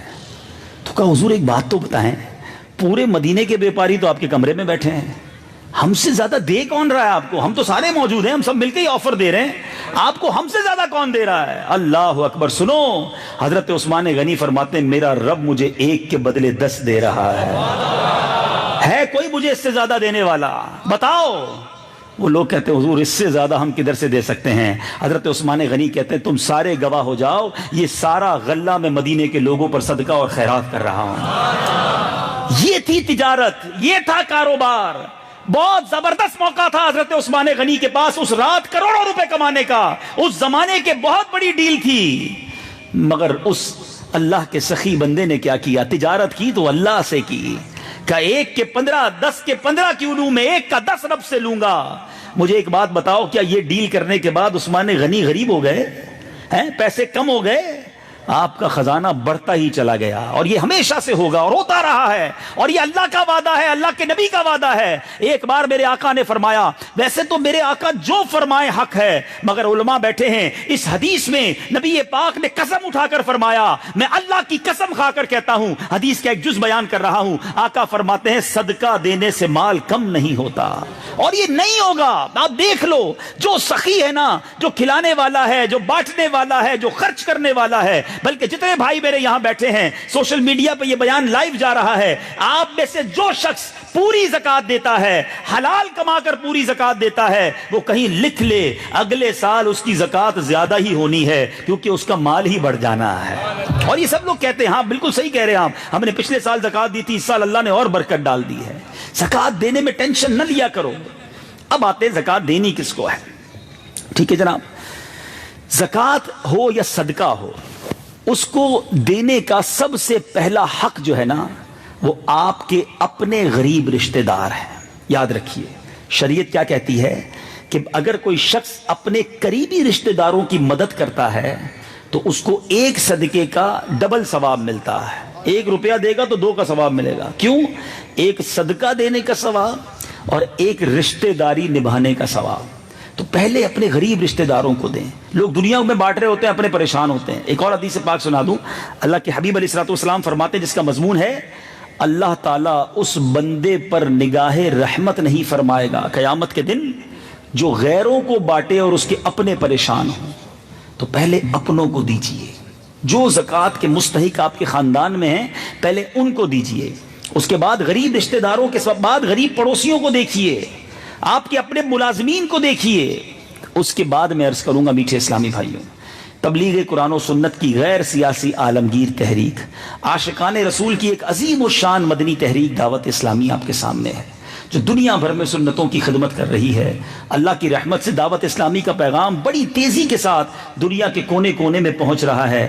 الحمدللہ دعوت اسلامی کے 616 کے قریب دارالعلوم ہیں، علماء بیٹھے ہیں۔ کبھی کسی عالم دین سے پوچھئے گا کہ حضور ایک دارالعلوم چلانا کیسا آسان ہے یا مشکل ہے، وہ آپ کو بتائیں گے کہ ایک دارالعلوم چلانا کتنا مشکل ہے۔ طلباء کو کھلانا پلانا بھی ہے، ان کو رکھنا بھی ہے، اور جناب ان کی پڑھائی کا انتظام بھی کرنا ہے، اساتذہ کی تنخواہ بھی دینی ہے، پورا انسٹیٹیوٹ ہے، بڑا مشکل ہوتا ہے جناب ایک دارالعلوم چلانا۔ دعوت اسلامی کے 616 کے قریب دارالعلوم ہیں، نہ صرف پاکستان میں بلکہ ہندوستان میں، بنگلہ دیش میں، کینیا میں، ساؤتھ افریقہ میں، امریکہ میں۔ جان کر خوشی ہوگی آپ کو، صرف UK میں دعوت اسلامی کی 11 جامعۃ المدینہ کھل چکے ہیں۔ इंग्लिश मीडियम दारुल उलूम अल्हम्दुलिल्लाह यूके और अमेरिका और साउथ अफ्रीका में हम चला रहे हैं, और ये दुनिया भर में ये उलमा बनकर अब उस कौम की ज़रूरतों को पूरा कर रहे हैं। पिछले दिनों में कीनिया में था, जिन्होंने सोशल मीडिया पे देखा होगा, अफ्रीकन ब्लैक जिसको हम कहते हैं, वहाँ कीनिया के हमारे दारुल उलूम में जामियतुल मदीना में अफ्रीकन तलबा ने दरस निज़ामी ख़त्म किया और अल्हम्दुलिल्लाह वो आलिम दीन बन गए हैं। अब ये बिलाली अपने बिलाली यानी अफ्रीकन लोगों पर जाकर इल्म दीन सिखाएंगे और आलिम दीन बनाएंगे। ये इतना बड़ा ग्लोबल नेटवर्क है। अगर सिर्फ दारुल उलूम की बात करें तो हमारे 55,000 के करीब स्टूडेंट, इस्लामी भाई और इस्लामी बहनें उसमें आलिम और आलिमा बन रहे हैं। हजारों वो हैं इनमें जिनको खाना खिलाना पिलाना ठहराना अकोमोडेशन वो सब दावत इस्लामी के जिम्मे है। और ये सिर्फ दावत इस्लामी का एक शोबा है, ये याद रखिएगा। दावत इस्लामी 106 से ज्यादा शोबों में दीन मतीन की खिदमत कर रही है। दूसरे डिपार्टमेंट की बात करें, अभी कुरान की बात हो रही थी, कुरान को फैलाने का क्या शानदार निजाम दावत इस्लामी ने बनाया। 2800 से ज्यादा मदरसे दावत इस्लामी के बन चुके हैं और इन 2800 से ज्यादा बच्चों के मदरसों में तकरीबन 1,34,000 से ज्यादा बच्चे मदनी मुन्ने मदनी मुन्नियां बगैर किसी फीस के कुरान पाक की तालीम हासिल कर रहे हैं। अब तक 80,000 से ज्यादा हाफिज कुरान बन चुके हैं दावत इस्लामी के मदरसों से। 2.25 लाख से ज्यादा बच्चों ने नाजरा कुरान खत्म कर लिया है और ये सफर अभी और आगे की तरफ जारी है। अल्हम्दुलिल्लाह एक और डिमांड आई कि जनाब दुनिया के मुल्कों में लोग कुरान तो पढ़ना चाहते हैं मगर मदरसे मस्जिदें करीब नहीं हैं, कुछ कीजिए हमारे लिए। दावत इस्लामी ने ऑनलाइन मदरसा बना दिया। आपको जानकर खुशी होगी, ये शोबा दावत इस्लामी का वो है जिसकी एग्जाम्पल दुनिया में कहीं नहीं मिलती। अल्हम्दुलिल्लाह 28 ब्रांचेस दावत इस्लामी के शोबा मदरसतुल मदीना ऑनलाइन की बन चुकी हैं। 10,000 से ज्यादा स्टूडेंट 70 से ज्यादा मुल्कों में ऑनलाइन कुरान पाक भी पढ़ रहे हैं और इल्म दीन भी सीख रहे हैं। फिर अल्हम्दुलिल्लाह मसाजिद की बात करें, दावत इस्लामी साल की 600 से ज़्यादा मस्जिदें बना रही है। एक मस्जिद कितने की बनती है अंदाज़ा आप खुद कर लीजिए। अब आगे चलिए जनाब, दावत इस्लामी को एक और जनाब डिमांड आई कि यार हम आलिम बना दें, हाफिज बना दें बच्चे को, बात तो ठीक है मगर उसके बाद वो बच्चा गरीब ही रह जाएगा। आज की बदकिस्मती हमारी, होना नहीं चाहिए था। मगर आलिम दीन की और हाफिज की तनख्वाह कितनी है? मैं भी चाहता हूँ मेरा बेटा आलिम बने, हाफिज बने, मगर उसके बाद वो अपने बीवी बच्चों को कैसे पालेगा? हम बच्चों को इंजीनियर डॉक्टर इसलिए बनाते हैं कि तनख्वाह अच्छी मिल जाती है, अच्छी जॉब मिल जाती है। अब इसका कुछ कीजिए। अल्हम्दुलिल्लाह हमारा काम नहीं था, दावत इस्लामी का काम स्कूल चलाना नहीं था, मगर कोई ऑप्शन नहीं था। दावत इस्लामी के सिवा लोग कहीं और देखते नहीं हैं। अल्हम्दुलिल्लाह दावत इस्लामी ने स्टार्ट लिया। आपको जानकर खुशी होगी, अब तक दावत इस्लामी के दारुल मदीना स्कूलिंग सिस्टम में 75 ब्रांचेस बन चुकी हैं। 18,000 बच्चे अल्हम्दुलिल्लाह इस इंग्लिश मीडियम स्कूल में पढ़ रहे हैं और वो दिन दूर नहीं है कि अगले चंद सालों बाद आप देखेंगे कि डॉक्टर भी होगा और आलिम दीन भी होगा, इंग्लिश बोलने वाला एक इंजीनियर नौजवान भी होगा और हाफिज कुरान भी होगा। ये वो जो गैप था कि जनाब इंजीनियर डॉक्टर बनाते हैं तो दीन से चला जाता है, दीन में डालते हैं तो दुनिया से दूर हो जाता है, इस गैप को दावत इस्लामी ने कवर किया। अनकरीब दारुल मदीना यूनिवर्सिटी शुरू हो जाएगी और आप देखेंगे कि पीएचडी, एमबीए, बीबीए ये सारी डिग्रियां दावत इस्लामी के इदारों से जारी होंगी, मगर साथ साथ इश्क रसूल भी होगा, इल्म दीन भी होगा, दीन मतीन का जज्बा भी होगा। तो ये वो गैप है जो दावत इस्लामी कवर कर रही है। इतनी सारी बातें कर ली हैं मगर अभी तक 4 या 5 शोबे ही गिनवा चुका हूं। 106 से ज्यादा शोबे हैं। अब आखिरी बात कर लेता हूं, उस शोबे की बात कर लेता हूं जो हर यहां उम्मीद है इस्लामी भाई जानता होगा, बल्कि आप सबके घरों में उसकी बरकतें होंगी। मेरी मुराद मदनी चैनल की है। ये चैनल तो क्या आया है, घर घर में बाहर आ गई है। घर बैठे इल्म दीन सीखना कितना जरूरी हो गया है। मीडिया की तारीख में ऐसा कोई चैनल पहले नहीं था कि जिसको देखकर गैर मुस्लिम मुसलमान हो जाते हों, बेनमाजी नमाजी बन जाते हों। हमने टीवी देखकर नमाजियों को बेनमाजी बनते तो देखा, टीवी देखकर बिगड़ते तो देखा, मगर ये कैसा चैनल आया कि लोग देखते हैं तो खौफे खुदा से रोने लग जाते हैं, इश्क रसूल में तड़पने लग जाते हैं, लंदन और पेरिस के ख्वाब भूलकर मदीना मदीना करने लग जाते हैं। बेपर्दा औरतें देखती हैं तो बापर्दा बन जाती हैं। सिर्फ पाकिस्तान में नहीं, अल्लाह की रहमत से दुनिया के कोने कोने में मुझे जाने का शरफ मिला है। जिधर जाते हैं मदनी चैनल के चाहने वाले मिलते हैं। यूके, अमेरिका, कनाडा, उधर से डिमांड आई जनाब चैनल उर्दू में है, हमें उर्दू समझ नहीं आती, नई नस्ल अंग्रेजी जानती है। बच्चों को बिठाते हैं, खड़े होकर चले जाते हैं कि हमें उर्दू समझ नहीं आती, कुछ कीजिए। दावत इस्लामी ने मजीद अपने ऊपर बोझ लिया, इंग्लिश मदनी चैनल शुरू कर दिया। बांग्लादेश से डिमांड आई जनाब हमारी कौम भी सीखना चाहती है, उर्दू सही समझ नहीं पाते, बंगला मदनी चैनल शुरू कर दिया।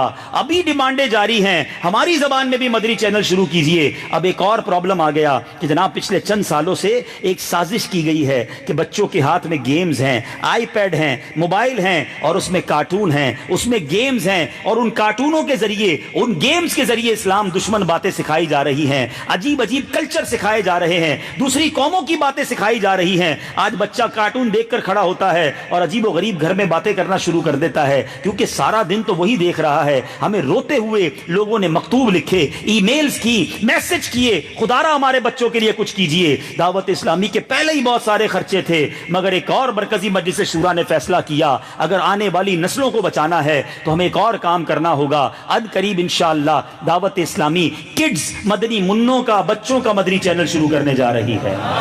اب کارٹون کے ذریعے بچہ یہ نہیں دیکھے گا کہ جان سنیما میں جا رہا ہے، بلکہ دیکھے گا غلام رسول مسجد کے اندر جا رہا ہے۔ بچہ درود پاک سیکھے گا کارٹون کے ذریعے۔ یہ کام دعوت اسلامی کے نہ تھے، دعوت اسلامی اس لیے نہ بنی تھی، مگر امت کی اصلاح کے لیے ہر وہ کام جس کی علماء اجازت دیتے جا رہے ہیں، دعوت اسلامی وہ برڈن، وہ بوجھ اپنے اوپر اٹھاتی چلی جا رہی ہے۔ لیکن یہ سارے کام میٹھے اسلامی بھائیوں، یہ بغیر چندے کے نہیں ہو سکتے، یہ بغیر ڈونیشن کے نہیں ہو سکتے۔ اگر مجھ سے کوئی پوچھے کہ دعوت اسلامی کا خرچہ کتنا ہے تو میں آپ کو صرف 1 منٹ کے اندر ایک کیلکولیشن بتا دیتا ہوں۔ اگر آپ سارے میرے بھائی جتنے بیٹھے ہیں صرف چند سیکنڈ کے لیے اپنا موبائل فون نکالیے اور اپنے موبائل فون کا کیلکولیٹر آن کر لیجئے، جلدی سے اپنا موبائل نکال لیجئے، صرف 1 منٹ میں آپ کو صرف ایک حساب دینا چاہتا ہوں۔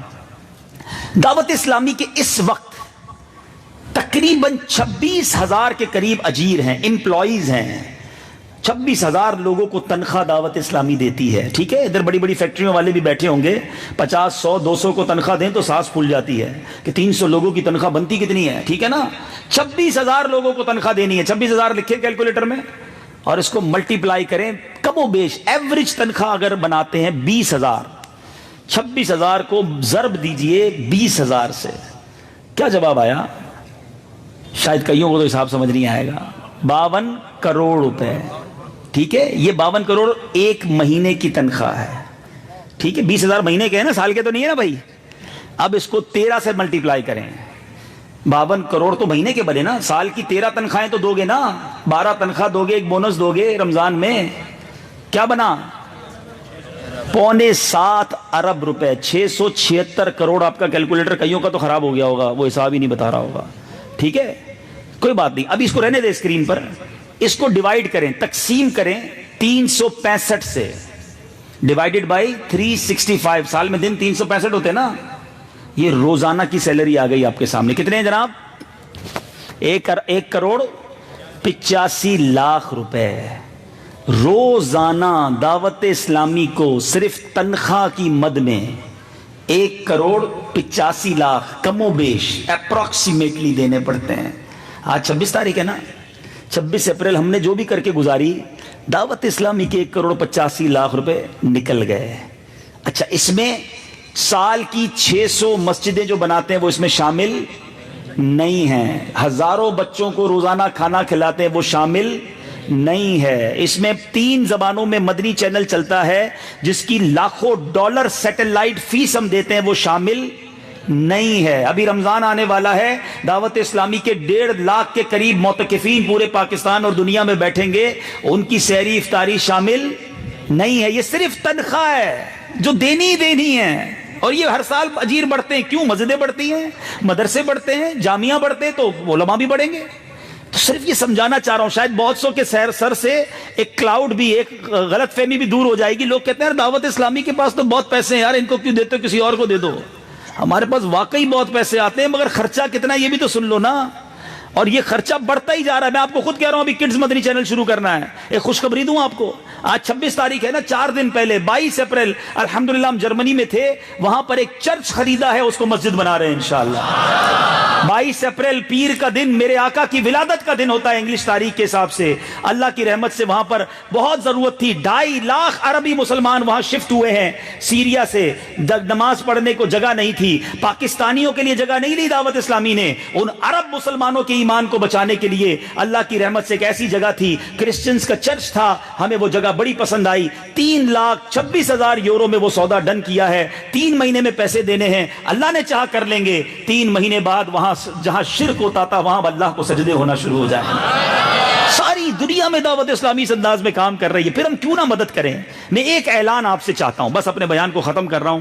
بڑی جس کو کہتے ہیں فالو اپ کر کے مجھے بلوایا گیا، یہاں والے ہیں کون مجھے پتہ نہیں ہے، مگر انہوں نے میرے پیچھے ابراہیم باپو کو لگا دیا تھا، اور عارف باپو یہ جو بھی ذمہ دار ہے، رکن شورا مجھے بار بار میسج کرتے، ہمارے علاقے میں ٹائم نہیں دیتے، آپ آتے نہیں ہیں، اور انہوں نے آخر میں تو ناراض ہو گئے مجھ سے، تو میں نے معافی بھی مانگی اور تاریخ دے دی. تو چلے میں آج آیا ہوں بھائی، تو مجھ سے ایک وعدہ کر لیجئے، اپنے لیے نہیں مانگ رہا، آپ کی دعوت اسلامی کے لیے جو دین کا اتنا بڑا کام ساری دنیا میں کر رہی ہے، آج ایک اعلان کر دیں کہ اس سال اپنی زکوٰۃ کا کم از کم 50% دعوت اسلامی کو دیں گے انشاءاللہ. باقی 50% میں نے پہلے کہا نا، پہلے اپنے رشتہ داروں کو دیں، جو شریعت کا حکم ہے ہم پہلے بیان کریں گے، اپنے غریب پڑوسیوں کو دیں، اور اپنے سنی مدارس ہیں، مساجد ہیں، ان کی بھی مدد کریں. لیکن جو اتنا بڑا دین کا کام کر رہی ہے تحریک، اس کو اپنی زکوٰۃ کا کم از کم 50% دیں، تاکہ یہ کام اور آگے بڑھتا رہے. اللہ کرے دعوت اسلامی دنیا کے مزید کونے کونے میں پہنچے اور دین متین کی خدمت کرے. اللہ تعالیٰ مجھے اور آپ کو اپنی راہ میں دل کھول کر خرچ کرنا نصیب فرمائے، اور جب بھی خرچ کرنا خوش دلی کے ساتھ کرنا، انجوائے کرنا کہ یا اللہ تیری مہربانی، تو نے مجھے موقع دیا خرچ کرنے کا. اور یہ بھی مت سوچنا چلے گئے، یہ چلے نہیں گئے، یہ آپ کے آخرت کے اکاؤنٹ میں جمع ہو گئے ہیں. کمیٹی ڈالتے ہو نا، کمیٹی BC، تھوڑے تھوڑے جمع کرو یار، مشکل وقت میں کام آئیں گے. یہ BC ہے، یہ کمیٹی مدنی کمیٹی ہے، ادھر جمع کر دو، جنت میں کام آئیں گے، قیامت کے دن کام آئیں گے انشاءاللہ، اور ملٹی پلائی ہو کر ملیں گے. جب جب موقع ملے مسجد کے ڈبے میں کچھ پیسے ڈال دیا کرو، کسی غریب کی مدد، یہی سوچ کر یار میں جمع کرا رہا ہوں اپنے اکاؤنٹ میں، آج تھوڑے پیسے اچھے ہیں جیب میں، چلو یار تھوڑے سے اور پیسے کسی غریب کو دے دوں، آخرت کے اکاؤنٹ میں جمع کرا رہا ہوں. اگر یہ ذہن بن گیا تو خرچ کرنے پہ بھار نہیں محسوس ہوگا، آپ خرچ بھی کریں گے اور اللہ کا شکر بھی ادا کریں گے. اللہ مجھے اور آپ کو اپنی راہ میں دل کھول کر خرچ کرنا نصیب فرمائے. ماہ رمضان مجھے اور آپ کو صحت اور عافیت کے ساتھ عطا فرمائے. اس مہینے میں پورے روزے رکھنا، پوری تراویح پڑھنا نصیب فرمائے. ایک اور دعوت دے دوں، اگر واقعی ذہن بن گیا ہے نا رمضان میں گناہ نہیں کرنے، رمضان میں مغفرت لینی ہے، رمضان کو خوب عبادت میں گزارنا ہے، ہمت کرو، یہ پورا رمضان فیضان مدینہ آ جاؤ، پورے مہینے کا اعتکاف امیر اہل سنت اللہ کے ولی کے ساتھ کر لو. جگہ تو میرا خیال ہے فل ہونے والی ہوگی، مگر ابھی بھی جس کو چانس لینا ہے وہ جا کے نام لکھا دے. یہ ایک مہینہ تو زندگی میں ایسا گزارو کہ کہیں اور نہیں، بس اللہ کے گھر میں. فیضان مدینہ ویسے بھی سینٹرلی ایئر کنڈیشن ہو گیا ہے، اللہ کے گھر میں گزارو عبادتیں اور دعائیں، افطار میں، سحری میں. انشاءاللہ پورے مہینے میں برکتیں ہی برکتیں ہیں. اللہ تعالیٰ مجھے اور آپ کو اس مہینے کی برکتیں عطا فرمائے. آمین بجاہ النبی الامین صلی اللہ تعالی علیہ وسلم. اچھا اس جمعرات سے، اچھا کب ٹائمنگ؟ سبحان اللہ، خوشخبری آپ سب کے لیے، رمضان مبارک میں جو جمعرات ہفتہ وار اجتماع ہے وہ اسی مسجد میں ہر جمعرات رمضان میں عصر سے مغرب یہی ہوا کرے گا. واہ بھائی، افطار سے پہلے دعا بھی مل جائے گی. تو ہر جمعرات انشاءاللہ یہاں شرکت کریں گے نا انشاءاللہ.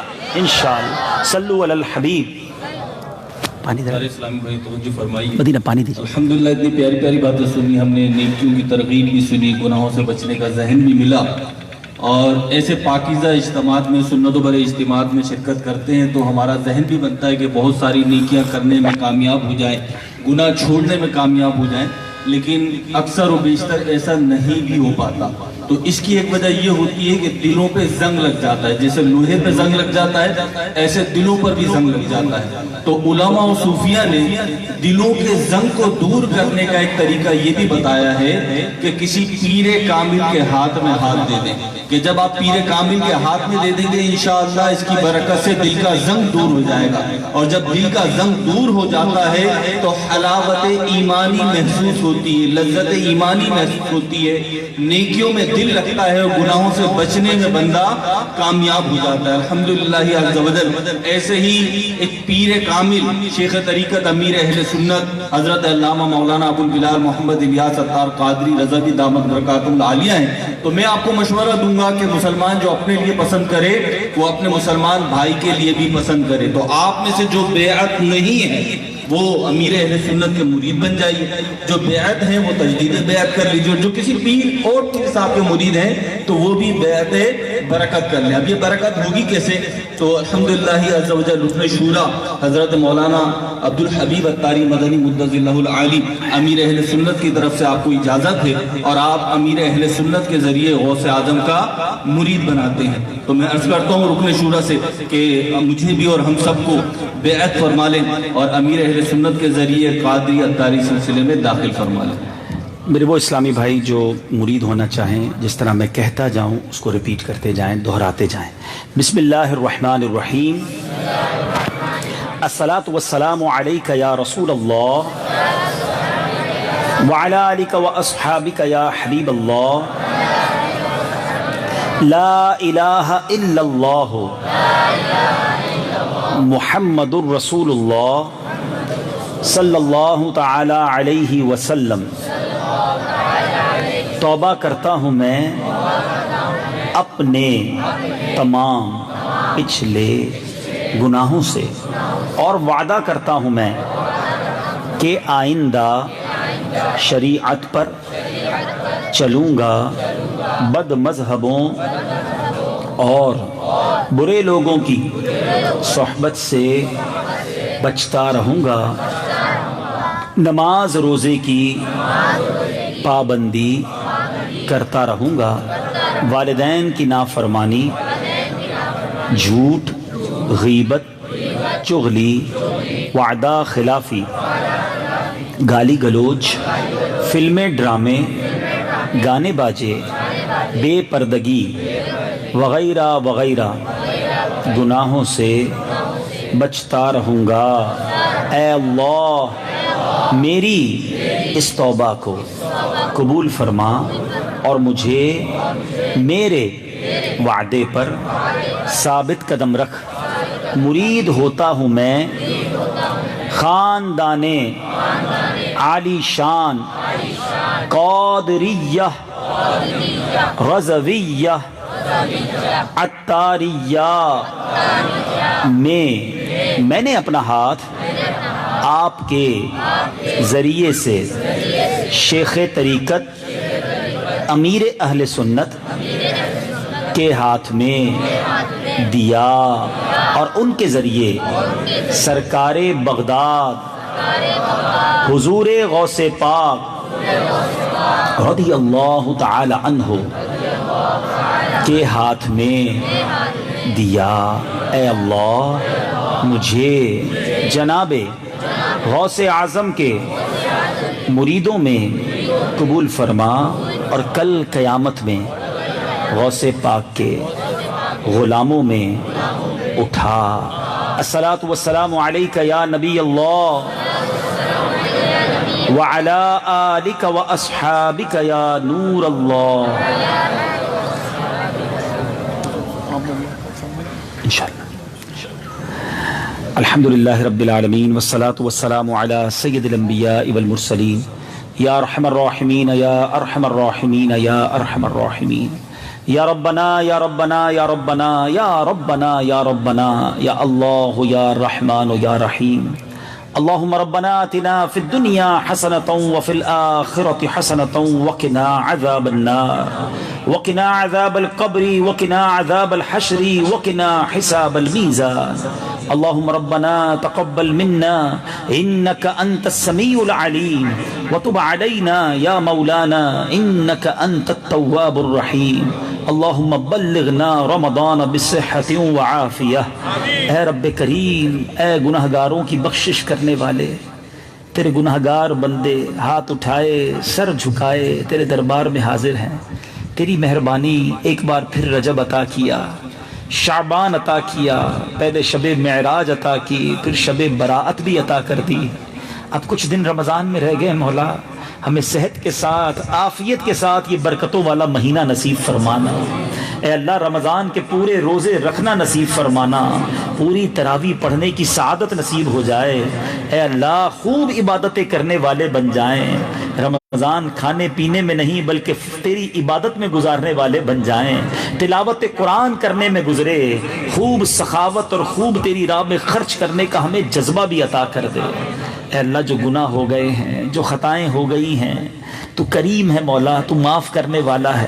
ہمارے صغیرہ گناہ بھی معاف کر دے، ہمارے کبیرہ گناہ بھی معاف کر دے، ہمارے چھپ کر کیے ہوئے گناہ بھی معاف کر دے، ہمارے اعلانیہ گناہ بھی معاف کر دے۔ اے اللہ ہمارے ماں باپ کے گناہ بھی معاف کر دے، بھائی بہنوں کے گناہوں کو معاف کر دے۔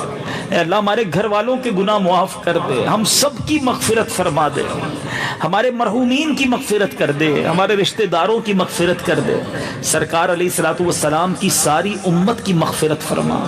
اے اللہ اب نیک بنا دے، ہمیں بس اپنی پسند کے بندوں میں شامل کر لے، گناہوں بھری زندگی سے ہماری جان چھڑا دے، ہمیں سجدوں کی لذت دے دے، تلاوت قرآن کا شوق دے دے، ہماری زبان ذکر و درود سے تر رہنے والی ہو جائے، ہماری ذات سے کسی کو تکلیف نہ پہنچے۔ اے اللہ ہم دوسروں کے لیے مہربان بن جائیں، رحم دل بن جائیں، شفیق بن جائیں۔ اے کریم حقوق العباد کے معاملے میں بھی اے رب کریم ہماری مدد فرما، تیرے بندوں کو ہم سے راضی کر دے، اور اے اللہ آئندہ کسی کو ناراض نہ کرے، ہمیں ایسا بندہ بنا دے۔ اے رب کریم، اے رب کریم، بہت سارے بیمار آئے ہوں گے، کئی بیماروں کو گھر چھوڑ آئے ہیں، تیرے سوا کون ہے شفا دینے والا؟ کئیوں کو ڈاکٹروں نے بڑی بڑی بیماریوں کا بتایا ہے، کچھ ایسے بیمار ہیں مولا جن کے پاس علاج کے لیے پیسے بھی نہیں ہیں۔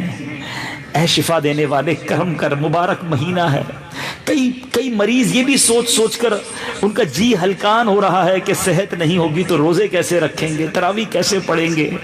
اے کریم رمضان سے پہلے پہلے ہمارے سارے مریضوں کو اچھا کر دے، شفا عطا کر دے، اپنے پیروں پر کھڑا کر دے۔ ڈاکٹر ڈرا رہے ہیں تو کیا ہوا، مالک تو بغیر دوائی کے شفا دینے پر قادر ہے۔ ہمارے ڈائلسس کے مریضوں کے گردے اچھے ہو جائیں، کینسر کے مریضوں کا کینسر دور ہو جائے، ہیپاٹائٹس والوں کا ہیپاٹائٹس نکل جائے۔ اے اللہ جو دل کے امراض میں مبتلا ہیں ان کے دل کو قوت عطا کر دے، شوگر کے مریضوں کو مولا شوگر سے نجات دے دے۔ کریم تیرے خزانے میں کمی نہیں، مشکلیں ہمارے لیے بڑی ہیں، تیرے لیے کچھ نہیں۔ ان اللہ علی کل شیء قدیر، اے قدرت والے مولا ہمیں اپنی قدرت کا نظارہ دکھا دے، ہماری مشکلیں آسان کر دے، پریشانیاں دور کر دے۔ اے اللہ خوشخبریاں عطا کر دے۔ اے اللہ جو بے اولاد ہیں نیک اور صالح اولاد دے دے، اولاد والوں کی اولاد کو والدین کی آنکھوں کا نور بنا دے۔ اے کریم روٹھوں کو منا دے، بچھڑوں کو ملا دے۔ اے اللہ قرض والوں کے قرضے اتر جائیں، جن کی اپنی رقم اپنا حق کہیں پھنس گیا ہے اے اللہ غیب سے انتظام کر دے۔ جہاں بچیاں رشتوں کے انتظار میں ہیں اچھے اور نیک رشتے عطا کر دے۔ اے اللہ بس تو ہمارے حق میں جو جو بہتر ہے، خوشیوں والا، برکتوں والا، رحمتوں والا مہینہ آنے والا ہے، اے اللہ وہ سب کچھ ہمیں عطا فرما دے۔ جو حق میں بہتر نہیں اس کا خیال بھی دل سے نکال دے، تیری رضا پر راضی رہنے والا بنا دے۔ اے اللہ صبر اور شکر عطا کر دے، قناعت کی نعمت دے دے، شکوہ شکایت اور بے صبری سے ہم سب کی جان چھڑا دے۔ اے اللہ، اے اللہ، اے رب کریم اس مسجد کو شاد و آباد فرما، اس کو آباد کرنے والوں کے گھروں کو آباد فرما، اس علاقے پر اپنی رحمتوں کا نزول فرما۔ آج ہم نے دعوت اسلامی کے بارے میں سنا ہے، ہمیں بھی اپنی دعوت اسلامی کا خوب ساتھ دینے کی توفیق عطا فرما، خوب مدد کرنے کی توفیق عطا فرما۔ اے اللہ قبلہ امیر اہل سنت، تمام علماء اور مشائخ اہل سنت اور ہمارے والدین کا سایہ ہمارے سروں پر تا دیر قائم و دائم فرما۔ اے رب کریم، اے رب کریم ہم سے بھی دین کی خدمت لے لے، دین متین کی خدمت کے لیے ہمیں قبول فرما لے، ہمارے وطن عزیز پاکستان کی خیر فرما، اندرونی بیرونی سازشوں سے محفوظ فرما، ہم سب کی جان مال عزت آبرو آل اور اولاد دین اور ایمان کی حفاظت فرما۔ اللہم رب یسر ولا تعسر وتمم لنا بالخیر یا فتاح وبک نستعین ببرکت ان اللہ وملائکتہ یصلون علی النبی یا ایہا الذین آمنوا صلوا علیہ وسلموا تسلیما۔ صلی اللہ علی النبی الامی وآلہ صلی اللہ علیہ وسلم صلاۃ و سلاما علیک یا سیدی یا رسول اللہ۔ جب دم واپسی ہو یا اللہ، سامنے ہو روضہ رسول اللہ اور لب پہ ہو لا الہ الا اللہ محمد الرسول اللہ۔ ادب و شوق